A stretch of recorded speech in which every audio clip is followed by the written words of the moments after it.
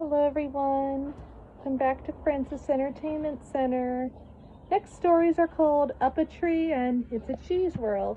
Enjoy the videos.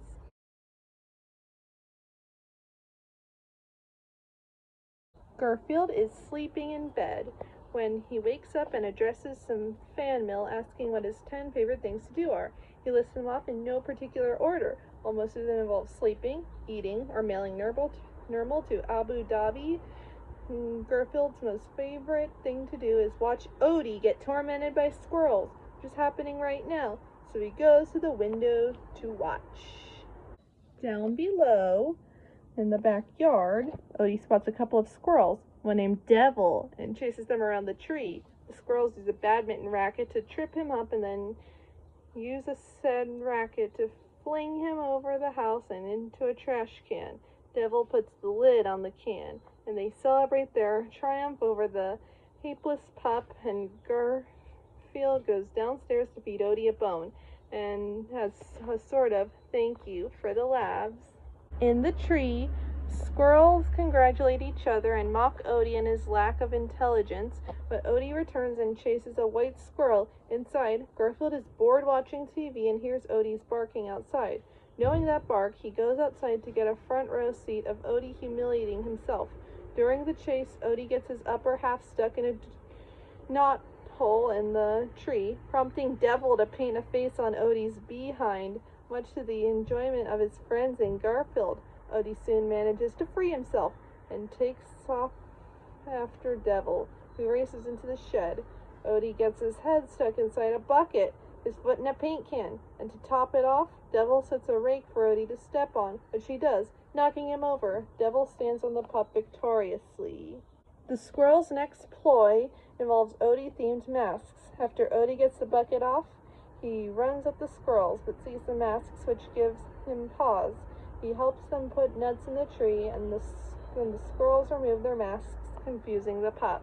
Shortly after, Devil goes after a small pile of nuts where he gets chased by Odie. The other squirrels tell him that they are done, and Devil replies that he will be back soon. However, he is not watching where he is going and steps on the rake, smacking himself in the head and knocking himself under unconscious. The squirrels are horrified, and Odie quickly stops too. Garfield congratulates him for catching a squirrel, but Odie is a lot more concerned about Devil himself. While Garfield tries to assure Odie that Devil will be fine, Odie decides to take him inside to help him recover. Garfield wants nothing to do with Odie's antics and leaves, and Odie is left alone to try to awaken the demonically named squirrel. When offering a bone does not work, Odie slurps his face, which manages to wake him up.